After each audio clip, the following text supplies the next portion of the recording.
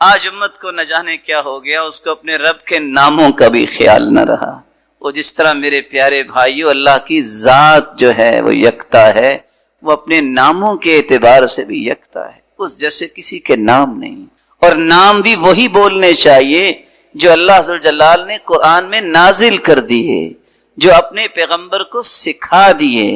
ہم دعا کرتے ہیں اسألک بکل اسم ہوا لک، اللہ میں تجھ سے مانگتا ہوں تیرے ناموں کے ساتھ جو تیرے نام ہے، سمیت بہ نفسک، میرے مالک جو تو نے خود اپنے نام چنے ہیں، او انزلتہ فی کتابک، یا تو نے اپنی کتاب میں اتار دیے ہیں، او علمتہ احدا من خلقک، یا تو نے اپنے پیغمبروں کو سکھا دیے ہیں، او استأثرت بہ فی علم الغیب عندک، اللہ جو تو نے نام اپنے پاس رکھے ہیں، میں ان ناموں کے ذریعے تجھ سے مانگتا ہوں میری اس ضرورت کو پورا فرما دے۔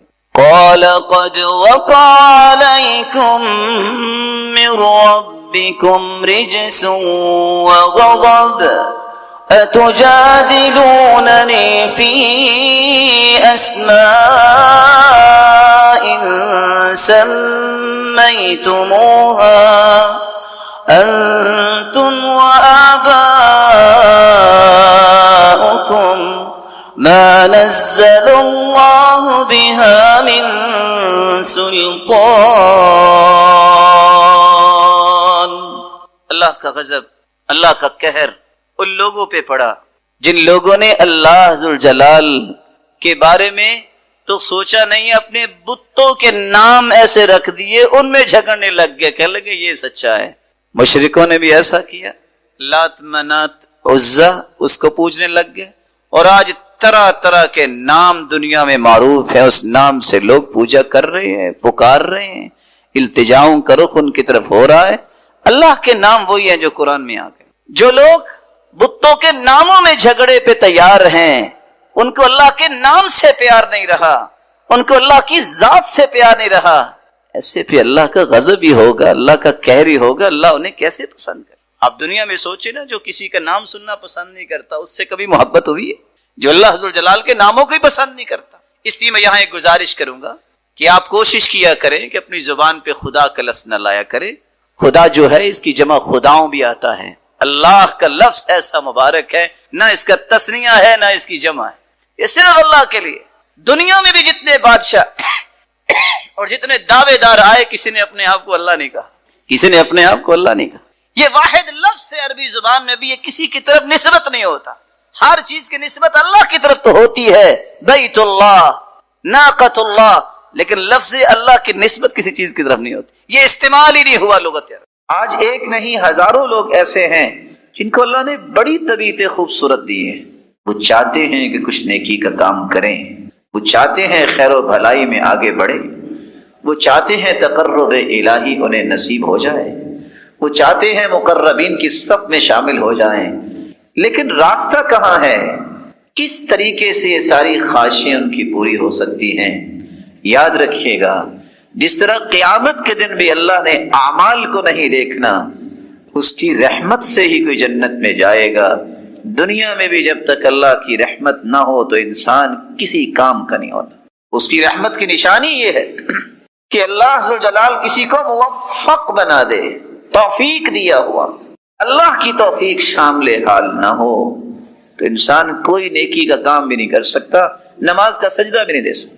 یہ اسی کی توفیق ہوتی ہے، یہ اسی کا فضل ہوتا ہے، یہ اسی کی عنایت ہوتی ہے، یہ اسی کا احسان اور رحمت ہے کہ اللہ عز و جلال نیکی کی طرف کسی کی رغبت کر دے، اس کی سوچ نیکی کی بن جائے، اس کے دل سے اٹھے کہ میں نے یہ نیکی کا کام کرنا ہے، وہ خوشی اور راحت اور سرور محسوس کرے کہ میں نماز پڑھ رہا ہوں، میں قرآن پڑھ رہا ہوں، میں کسی بڑے کا احترام کر رہا ہوں، میں نیکی کو معاشرے میں غالب کر رہا ہوں، میں خیر کو رواج دے رہا ہوں۔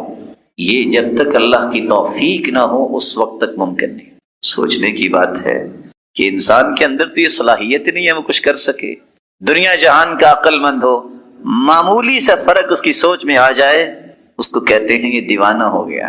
یہی انسان کی سمجھ ہے، وہ سمجھتا ہے کہ میں بہت کچھ ہوں، حالانکہ یہ وہ تصور ہے جو ہر قسم کی نعمت سے اپنے آپ کو محروم کرنے کا تصور ہے کہ میں بہت کچھ ہوں. You are nothing. تم کچھ نہیں ہو جب تک اللہ کی توفیق نہ ہو. تم کچھ نہیں ہو جب تک اللہ جلال تیری صلاحیتوں کے اندر وہ قوت نہ پیدا کر دے. بڑے بڑے باصلاحیت دنیا میں آئے لیکن جہنم کا ایندھن بن گئے. ابو لہب کو کیوں ابو لہب کہا جاتا تھا؟ کس طرح اس کے چہرے کی چمک تھی. ابو جہل ایسا تو نہیں تھا. اللہ کے رسول نے تو دعا کی تھی اللہ ان دونوں میں سے ایک مجھے عطا کر دے، لیکن صلاحیت ہونے کے باوجود جہنم کا ایندھن بنے. کیوں؟ اللہ عز و جلال کی توفیق سے محروم رہے. صلاحیتیں ہونا کمال نہیں ہے، ان صلاحیتوں سے اللہ کی رضا حاصل کرنا اور امت کو نفع دینا یہ اصل میں وہ کمال ہے. اور اللہ سے مانگنا چاہیے کہ اللہ یہ بہت مختصر سی زندگی ہے، اس میں اپنی توفیق سے ہمیں نواز دے کہ ہم تجھے بھی راضی کر سکیں اور امت کے لیے بھی ہم نفع مند افراد کی صف میں شامل ہو جائیں. اس توفیق کی دعا مانگا کرو. ایم اللہ، اللہ کی قسم، جس کو اللہ کی توفیق مل گئی اس سے بڑا کوئی بھی انعام یافتہ نہیں. آپ حیران ہوں گے کہ آج بھی اگر آپ اہل علم کے پاس جائیں، ہم نے اپنی آنکھوں سے دیکھا اور کانوں سے سنا، بڑے سے بڑے عالم سے بھی ملے، وہ ایک ہی دعا دیتا تھا. جب تک اللہ عز و جلال کے عذاب کے متعلق انسان نہیں پڑھتا کہ اللہ عز و جلال کے عذاب کیسے ہیں، گناہوں کی نحوستیں کیا ہے، گناہوں کے بعد کیا کیا پھر انسان کو دنیا اور آخرت برداشت کرنا پڑے گا، اس وقت تک اللہ کا خوف نہیں آتا. اللہ کا خوف حاصل کرنے کے لیے الخوف من مکر اللہ، یہ اللہ کے خوف سے بے خوف ہونا یہ خسارہ پانے والوں کی علامت ہے. کبھی بھی اللہ کے خوف سے دور نہ ہوئیے. اللہ کے عذاب جو جہنم میں تیار کر رکھے ہیں ان کے بارے میں پڑھنا چاہیے، سننا چاہیے. رسول اکرم صلی اللہ علیہ وسلم نے فرمایا ما رأيت مثل النار نام هاربها ولا مثل الجنة نام طالبها. میں نے آگ جیسی کوئی چیز نہیں دیکھی، اس کو دیکھ کر یہ کیسے ہے انسان کے ساری رات بھی سویا رہے نماز نہ پڑھے، اس کے اندر تو پھر کوئی خوف نہیں ہے. جس کو آگ کی شدت کا پتہ ہے، دنیا کی آگ اس پہ 5 منٹ ہاتھ نہیں رکھا جا سکتا، اور آخرت کی آگ، یہ آگ بھی اس آگ سے پناہ مانگتی ہے 69 گنا زیادہ وہ آگ ہوگی. رسول اکرم صلی اللہ علیہ وآلہ وسلم نے فرمایا ایسی ایسی گرزوں سے فرشتے ماریں گے کہ ساری دنیا جمع ہو کے بھی اسے اٹھا نہیں سکتی. لو ضرب بها جبل لكان ترابا، کسی پہاڑ پہ وہ ہتھوڑے مار دیے جائیں تو ریزہ ریزہ ہو جائیں. اللہ عز و جلال ایسے عذابوں سے محفوظ فرمائے. کبھی اس نیت سے بھی قبرستان جانا چاہیے کہ شاید موت یاد آ جائے، شاید یہ احساس زندہ ہو جائے کہ میں نے بھی ایسی جگہ پہ آنا ہے. رسول اکرم صلی اللہ علیہ وسلم نے فرمایا تھا طرق القلب، اس سے دل نرم ہوتے ہیں، وتدمع العین، آنکھوں سے آنسو جاری ہوتے ہیں، وتزکی الآخرہ، آخرت یاد لاتی ہے. کبھی قبرستان کی بھی زیارت اس نیت سے کی جائے کہ مجھے آخرت یاد آئے. قرآن مجید کی واعظ و نصیحت سننے کے لیے وقت نکالیں، مجالس میں بیٹھے، اکیلے بیٹھے. خصوصاً جس نے قیامت کو اپنی آنکھوں سے دیکھنا ہے وہ اذا الشمس کورت، اس سورت کو پڑھے اور اس کا ترجمہ پڑھے. اذا السماء انفطرت، یہ سورت پڑھے اس کے ترجمے کو پڑھے. اذا السماء انشقت، یہ سورت پڑھے اور اس کے ترجمے کو پڑھے، اس کو سمجھ آئے گی قیامت کیسی ہو. امام ابن الجوزی رحمۃ اللہ علیہ فرمایا کرتے تھے واللہ لو ان مؤمنا عاقلا، اگر کوئی بھی مومن اور عقل مند سورۃ الحدید پڑھ لے، سورۃ الحشر اس کی آخری آیتیں پڑھ لے، آیت الکرسی اور سورۃ الاخلاص پڑھ لے تدبر کے ساتھ، تفکر کے ساتھ، تو اس کا دل پھٹ جائے اللہ کے خوف سے. رسول اکرم صلی اللہ علیہ وسلم کی سیرت کا مطالعہ کرنے سے اللہ کا خوف آتا ہے. صحابہ کی زندگیاں پڑھے، صالحین کے اندر جو اللہ نے خوف رکھا تھا وہ پڑھے. کیسے وہ لوگ تھے. عمر جس کے بارے میں اللہ کے رسول نے فرمایا لو کان بعدی نبی لکان عمر، میرے بعد اگر کوئی نبی ہوتا تو وہ عمر ہوتا. لیکن نبوت کا دروازہ بند ہو گیا. اتنا بڑا انسان زمین پہ بیٹھا رو رہا ہے. فاخذت ابنا من الارض، ایک دھاگا اٹھاتا ہے اور رونے لگ جاتا ہے، اور ساتھ یہ کہتا ہے یا لیتنی لم تلدنی امی، کاش میری ماں نے مجھے جنا نہ ہوتا، میں قیامت کو کیسے حساب دوں؟ وہ مومنوں کی ماں سیدہ عائشہ رضی اللہ تعالی عنہا، جن کے بارے میں اللہ کے رسول نے خوشخبری سنائی تھی، عائشہ تم دنیا میں بھی میری بیوی ہو تو جنت میں بھی بیوی ہو، اتنی بڑی خوشخبری سننے کے باوجود سیدہ عائشہ رضی اللہ تعالی عنہا اتنی رویا کرتی کہ ان کا دوپٹہ بھیگ جاتا۔ وہ سیدنا ابو بکر رضی اللہ تعالی عنہ، جس جیسی ہستی صحابہ کرام میں اللہ نے پیدا نہیں کی، وہ اتنی بڑی ہستی، وہ کہا کرتے تھے یا لیتنی کنت شجرۃ تعضد ثم تؤکل، اور یہی بات سیدنا ابو ذر رضی اللہ تعالی عنہ کہا کرتے، کاش میں ایک درخت ہوتا، مجھے کاٹ کے جانوروں کے سامنے ڈال دیا جاتا اور وہ کھا لیتے، میرا حساب میں قیامت کے دن ہوتا۔ عطا جیسے لوگ جن کو اللہ نے کمال دیا تھا، رات کو اٹھتے اپنے ہاتھوں کو دیکھتے، کہیں میرے گناہوں کی وجہ سے میرے ہاتھ اور میرا جسم سیاہ تو نہیں ہو گیا، ہاتھ اٹھا دیتے، یا اللہ میرے گناہوں کی وجہ سے امت پہ کوئی مصیبت نہ آئے۔ جو لوگ ساری ساری رات رو کر گزارتے، یہ ان کی حالت تھی۔ اسماء رضی اللہ تعالی عنہ اور سیدہ عائشہ رضی اللہ تعالی عنہ، دونوں کے بارے میں یہ بات منقول ہے۔ قاسم بیان کرتے ہیں، میں سیدہ عائشہ رضی اللہ تعالی عنہ کے پاس گیا اور وہ قیام میں کھڑی تھی اور یہ آیت پڑھ رہی تھی، فَمَنَّ اللَّهُ عَلَيْنَا وَوَقَانَا عَذَابَ السَّمُومِ،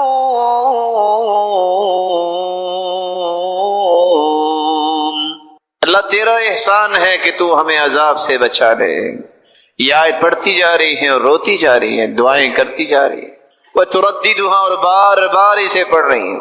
قاسم کہتے ہیں میں کھڑا رہا، میں تھک گیا، میں نے کہا بازار جا کے باقی کام کر لوں، واپس آیا تو دیکھتا ہوں کہ ابھی تک اسی طرح مومنوں کی ماں یہ آیت پڑھ رہی ہیں اور رو رہی ہیں اور دعا کر رہی ہیں۔ رسول اکرم صلی اللہ علیہ وآلہ وسلم کے صحابہ کی یہی حالت تھی۔ وہ کیسے حسن بصری تھے، ایک نہیں 27 جنت عرضها السماوات والارض۔ پوچھنے والے نے پوچھا جنت کا تذکرہ ہے، اس میں رونے کی کیا بات ہے؟ کہا اتنی بڑی جنت اگر میرے حصے میں کچھ بھی نہ آئی تو مجھ سے بڑا بدبخت کون ہے؟ اللہ ذوالجلال ہمیں وہ دعائیں بھی سکھائے جس سے اللہ کا خوف آتا ہے۔ رسول اکرم صلی اللہ علیہ وسلم یہ دعا کیا کرتے تھے جو ہمیں بھی یاد ہونی چاہیے، اللہم اقسم لنا من خشیتک ما یحول بیننا وبین معاصیک، اے اللہ ایسا خوف عطا فرما دے، ایسی خشیت عطا فرما دے جو ہمارے اور ہمارے گناہوں کے درمیان حائل بن جائے، ومن طاعتک ما تبلغنا به جنتک، اے اللہ ایسی اطاعت کرنے کی توفیق عطا فرما جس سے تیری جنت تک پہنچ جائے، ومن الیقین ما تهون به علینا مصائب الدنیا، اے اللہ ایسا یقین نصیب فرما جس سے دنیا کے غم، یہ پریشانیاں، ان کی کوئی حیثیت نہ رہ جائے، فائدہ لینے کی توفیق عطا فرما۔ اور اللہ کے ولی کون ہوتا ہے؟ اس کی قرآن مجید نے ایک تعریف بیان کی، الا ان اولیاء اللہ لا خوف علیہم ولا هم يحزنون الذین آمنوا وكانوا يتقون الا ان اولیاء اللہ، اللہ کے ولی وہ ہیں، لا خوف علیہم ولا هم يحزنون، نہ دنیا میں ان پہ کوئی خوف ہے اور نہ ہی وہ غمگین ہوتے ہیں دنیا کے معاملے میں۔ ان کا غم کیا ہوتا ہے؟ میرا قیامت کو کیا بنے گا۔ اور اس لیے اس آیت کی روشنی میں علماء یہ کہتے ہیں جس شخص کے دل میں دنیا کے غم ہو، میرے بچوں کا کیا بنے گا اور یہ کام کیسے ہوگا، وہ اپنے ایمان کا محاسبہ کرے، اس کا ایمان ختم ہونے والا ہے۔ ہو کیسے سکتا ہے؟ رسول اللہ صلی اللہ علیہ وسلم کی زبان اطہر نے کیا بیان کیا؟ من كانت همه هم الآخرة كفاه الله السائر همومه، جس کے دل میں آخرت کا غم پیدا ہو جاتا ہے اللہ رب العزت باقی غم اس کے دور فرما دیتا۔ ومن كانت همه الدنيا، اور جس کے دل میں دنیا کا ہی غم ہوتا ہے، لم يبال الله به في اي اوديتها هلك، اللہ تعالیٰ کو اس کی پرواہ نہیں ہوتی، جہاں بھی مرتا ہے مرتا رہے۔ لم يبال الله به، کیا مطلب ہے اللہ تعالیٰ کو پرواہ نہیں ہوتی؟ ایسا بد نصیب انسان جس کے دل میں صرف دنیا کا غم ہو، نہ اس کو نماز سے کوئی تعلق، نہ اس کو روزے سے تعلق، نہ اللہ کے ذکر سے تعلق، نہ قرآن سے تعلق. ایک اللہ کی بے پرواہی یہ ہے کہ اس کو اپنی رحمت سے محروم کر. اور انسان یہ سمجھتا ہے کہ اگر اللہ تعالیٰ مجھے پسند نہ کرتے ہوتے تو مجھے اتنا مال ہی دیتے. یہ اللہ کی پسند ہے. اگر اللہ تعالیٰ کو میں پسند نہ ہوتا تو اتنی آسائشوں میں ہوتا. میری ہر خواہش بھی پوری ہو رہی ہے. عقبہ بن عامر رضی اللہ تعالی عنہ اس لیے روایت کرتی ہیں رسول اللہ صلی اللہ علیہ وسلم نے فرمایا اذا رأيت العبد يعطيه الله ما احب، جب تم کسی کو دیکھو کہ جو وہ چاہتا ہے اسے مل رہا ہے، دھوکے میں نہ پڑو. فإنما ذلك منه استدراج، یہ اللہ اس کی رسی لمبی کر، اس کی رسی اللہ لمبی کرے، ڈھیل دے رہے ہیں. ایک وقت آئے گا ایسا اللہ تعالیٰ اس کو کھینچیں گے، پھر اللہ اس کو عبرت بنا.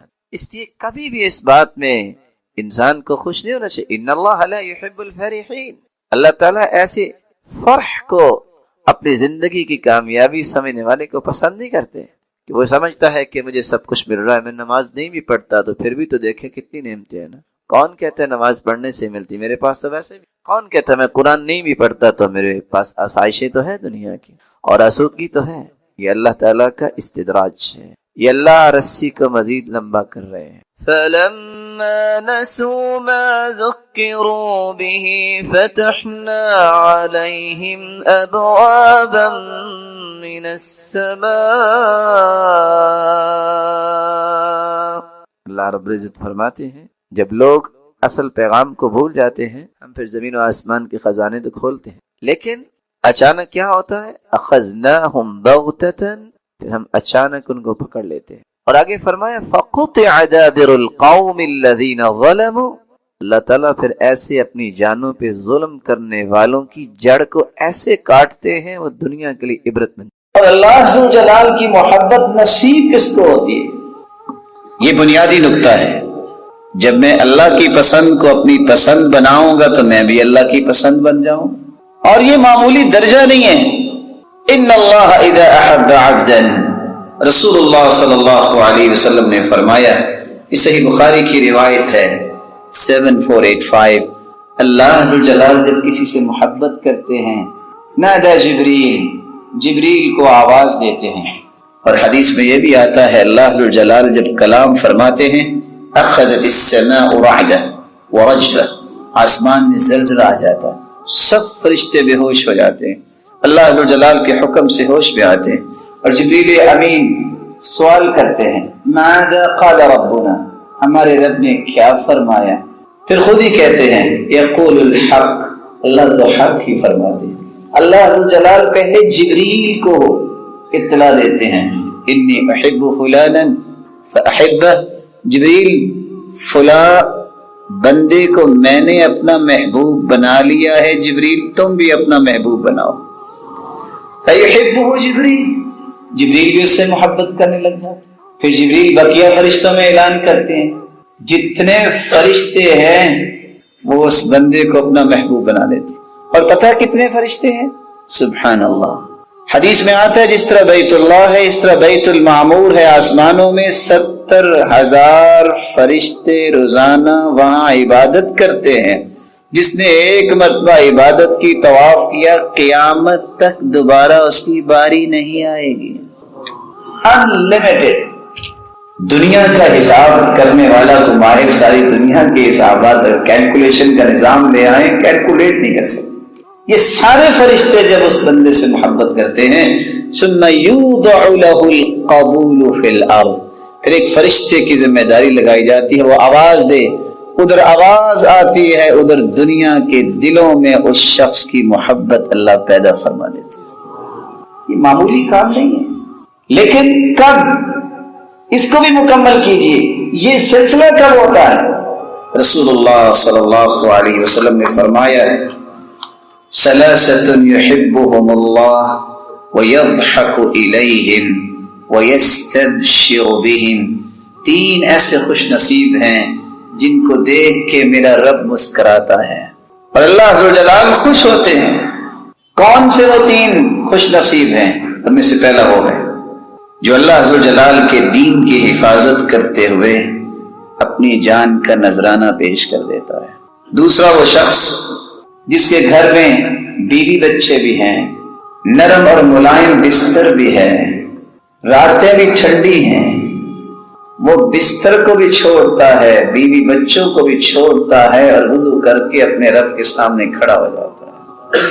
اور تیسرا وہ خوش نصیب ہے جو رات کو لمبا سفر کیا، سفر کرتے کرتے تھک گئے، سحری کا وقت آ گیا، ساتھی تو سارے سو گئے، وہ کہتا ہے شاید سونے میں اتنی لذت نہیں جتنا رب کے ساتھ ہم کلام ہونے میں لذت ہے۔ یہ اعمال جب انسان اختیار کرتا ہے تو پھر وہ اللہ کا محبوب بنتا ہے۔ بلکہ رسول اللہ صلی اللہ علیہ وسلم نے دو باتیں اور بیان کی، ان فیک لخصلتین یحبہما اللہ، اے اشج دو خصلتیں ایسی ہیں جو اللہ کو بڑی پسند ہیں۔ اللہ کے رسول کون سی؟ فرمایا الحلم والانات، بردباری اور منجھا پن، سنجیدگی اللہ کو بہت پسند ہے۔ اور دوسری روایت میں آتا ہے الحیاء والانات، حیا اور سمجھداری، سنجیدگی اور متانت اللہ ذو جلال کو بہت پسند ہے۔ پتہ یہ چلا اللہ ذو جلال کا محبوب بننے کا ایک پیکج یہ بھی ہے، اپنے اندر حیا پیدا کر لو، اپنے اندر سنجیدگی اور متانت پیدا کر لو، اور اپنے اندر بردباری پیدا کر لو۔ بڑی سے بڑی بات بھی ہو جائے ٹالریٹ کرنا، برداشت کرنا سیکھ لو، اللہ کے محبوب بنو گے جس کا تذکرہ اللہ آسمان تک یہ بات چلی جانی چاہیے، شعور سے کراس کر کے کہ میں نے یہ کرنا ہی ہے۔ جیسے کہ کچھ لوگوں کی عادت بنی ہوتی، چھینک آئے سوچے نہ سوچے کیا کہتے، الحمدللہ۔ آپ اٹھے، الحمدللہ الذی احیانا بعدما اماتنا والیہ النشور، الحمدللہ الذی رد علی روحی وعافانی فی جسدی وأذن لي بذکری، سبحان اللہ والحمدللہ ولا الہ الا اللہ واللہ اکبر۔ یہ کلمات پڑھیے اور دعائیں شروع کر دیں۔ اللہم اغفر لی، رب اغفر لی ولوالدی، اللہم اشفنی، اللہم اشفی امی، اللہم اشفی والدی، اللہم اشفی اولادی، اللہم اہدیم سبل السلام۔ جو دعائیں کرتے ہیں، اللہم اکتب لی الفوز والنجاح فی الدنیا والآخرہ، اللہ دنیا اور آخرت میں میرے لیے کامیابیاں لکھ دے۔ جو دعا چاہتے ہیں وہ مانگ لیں، اللہ اسے رد نہیں کریں۔ رسول اللہ صلی اللہ علیہ وآلہ وسلم نے یہاں تک فرمایا کہ یہ افضل ترین کلمات ہی نہیں ہیں کیونکہ اس میں اللہ ذو جلال کی تعریف، بلکہ یہ بے مثال عمل ہے۔ صحیح مسلم کی روایت 6843 سیدنا ابو ہریرہ رضی اللہ تعالی عنہ سے مروی ہے، من قال حین یصبح وحین یمسی سبحان اللہ وبحمدہ 100 مرہ، جو شخص صبح اور شام 100 مرتبہ یہ کلمات پڑھ لیتا ہے، میرے ساتھ دہرائیے گا، سبحان اللہ وبحمدہ۔ اللہ تعالیٰ کی تقسیم ہے نا کہ کچھ کلمات زبان پہ لائیں تو ابھی زبان ان کا نطق شروع نہیں کرتی کہ پورے جسم میں ایک خوشی کی لہر دوڑ جاتی، اور وہ اللہ کی تعریف، وہ اللہ کی رسول پر درود بھیجنا ہے۔ سبحان اللہ وبحمدہ 100 مرتبہ اگر کوئی کہہ دے، لم یأتی احد یوم القیامہ بافضل مما جاء به الا احد قال مثل ما قال او زاد علیہ۔ قیامت کا دن ہوگا جب اعمال پیش ہو رہے ہوں گے تو 100 مرتبہ سبحان اللہ وبحمدہ کہنے والے کو جو اجر ملے گا، یہ صرف اس کو ہی ملے گا، اس سے زیادہ اجر جس نے اس سے زیادہ پڑھا ہوگا، وگرنہ اس جیسا اجر کسی کے نصیب میں نہیں، کیونکہ اس میں اللہ کی تعریف۔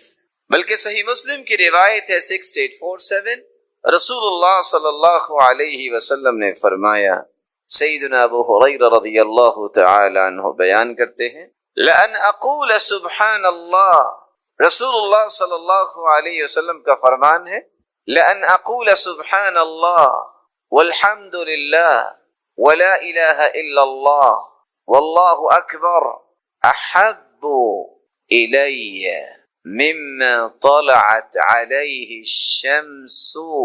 अल्लाह अकबर।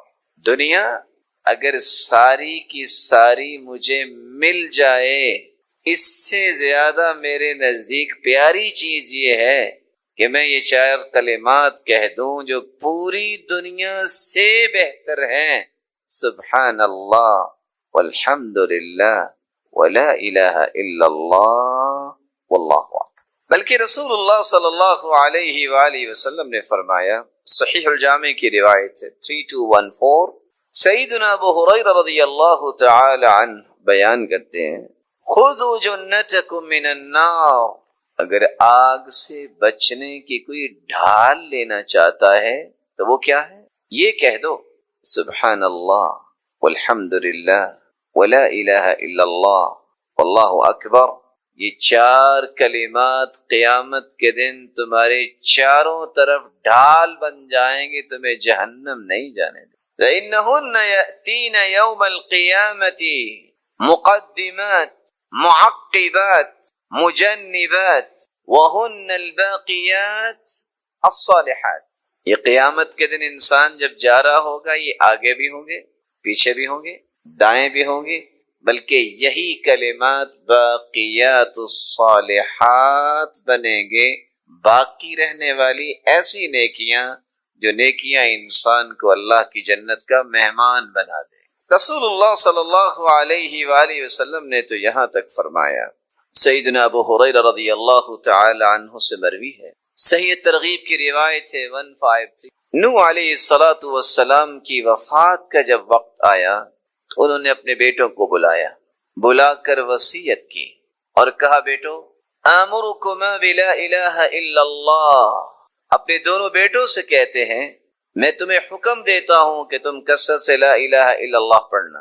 फ़इन्नस समावाति वल अर्द वमा फ़ीहिमा लौ वुदिअत फ़ी किफ़्फ़तिल मीज़ान वुदिअत व वुदिअत ला इलाहा इल्लल्लाह फ़िल किफ़्फ़तिल उख़रा कानत अरजह। बेटो, अगर 7 आसमान 7 जमीनें 14 के 14 तबक तराजू के एक पलड़े में रखे जाएं और दूसरे पलड़े में ला इलाहा इल्लल्लाह रख दिया जाए, तो ये तौहीद का कलिमा 14 के 14 तबक से भारी होगा। वलौ अन्ना समावाति वल अर्द कानता हल्क़तन फवुदिअत ला इलाहा इल्लल्लाह अलैहा लफसमतहा औ लक़समतहा वआमुरुकुमा बिसुब्हानल्लाहि व बिहम्दिहि फ़इन्नहा सलातु कुल्लि शै व बिहा युरज़क़ु कुल्लु शै। मेरे बेटों, मैं आपको एक दूसरी चीज की नसीहत भी करता हूं कि तुम ला इलाहा इल्लल्लाह के साथ एक कलिमा और पढ़ा करो, सुब्हानल्लाहि व बिहम्दिहि, सुब्हानल्लाहि व बिहम्दिहि। इस कलमे से क्या होगा? फ़इन्नहा सलातु कुल्लि शै, हर चीज की नमाज यही कलिमा है। कुरान मजीद में अल्लाह फरमाते हैं, वइम मिन शैइन इल्ला युसब्बिहु बिहम्दिहि वलाकिन ला तफ़क़हून तस्बीहहुम। हर चीज अल्लाह जलाल की तस्बीह बयान करती, पाकी बयान करती है, लेकिन तुम्हें समझ नहीं है कि पाकी कैसे बयान करती। और यहाँ अल्लाह के रसूल सल्लल्लाहु अलैहि वसल्लम फरमा रहे हैं कि सुब्हानल्लाहि व बिहम्दिहि कायनात की हर चीज की नमाज है। व बिहा युरज़क़ु कुल्लु शै, ये उससे बड़ा इनाम है कि सुब्हानल्लाहि व बिहम्दिहि, ये कलिमात इतने मुबारक हैं, इन कलिमात की वजह से हर एक को रिज़्क अता किया जाता। तो रिज़्क की फरावानी अगर किसी को दरकार हो तो इन कलिमात को कसरत से पढ़े। बल्कि सही तरगीब की एक रिवायत है 1564, सईदना अनस इब्न मालिक रज़ियल्लाहु तआला अन्हु बयान करते हैं, जाअ रजुलन बदवी इला रसूलिल्लाहि सल्लल्लाहु अलैहि वसल्लम, एक देहाती शख्स आया अल्लाह के रसूल सल्लल्लाहु अलैहि वसल्लम के पास। आज कितने लोग इस बात पे परेशान होते हैं कि मुझे देहाती ना कहें। याद रखना, देहातियों में 2 वस्फ हैं, یہ سیدھے ہو جائیں تو ان جیسا سیدھا کوئی نہیں ہوتا، کیونکہ ان میں تکلف نہیں ہوتا، اور اگر ان کے مزاج میں اکھڑا پن آ جائے تو ان جیسا کوئی ضدی بھی نہیں ہوتا۔ الاعراب اشد کفرا ونفاقا، لیکن اللہ ذو الجلال جن کو ہدایت دے دے وہ پھر مثالی بنتے۔ یہی وجہ ہے کہ ایک شخص دیہاتی جب آ کے مجلس میں بیٹھا تو عذاب کی باتیں ہو رہی تھی، پھر اللہ ذو الجلال کی صفت بیان ہوئی رحمان الرحیم، تو پوچھتا ہے مرنے کے بعد کہاں جانا ہے؟ تو اس نے کہا اللہ کے پاس۔ کہتے ہیں وہ اللہ جو رحمان رحیم ہے؟ کہا جی ہاں۔ کہتے ہیں پھر خیر ہے، اس کی صفت ہے نا رحمان رحیم، وہ رحم ضرور کرے گا، بس سیدھے ہو جاؤ، اس کی بات مان لو، پریشانی والی کوئی بات نہیں۔ اگرچہ اس نے بڑی سادگی سے یہ بات کی ہے، لیکن حقیقت یہ ہے کہ اس نے ہر چیز کو بیان کر دیا۔ جاء رجل بدوی الى رسول اللہ صلی اللہ علیہ وسلم فقال یا رسول اللہ صلی اللہ علیہ وسلم علمنی خیرا۔ دیہاتی آ کے کہتا ہے اللہ کے رسول صلی اللہ علیہ وسلم مجھے کوئی خیر سکھا دے، خیر کی بات سکھا دے۔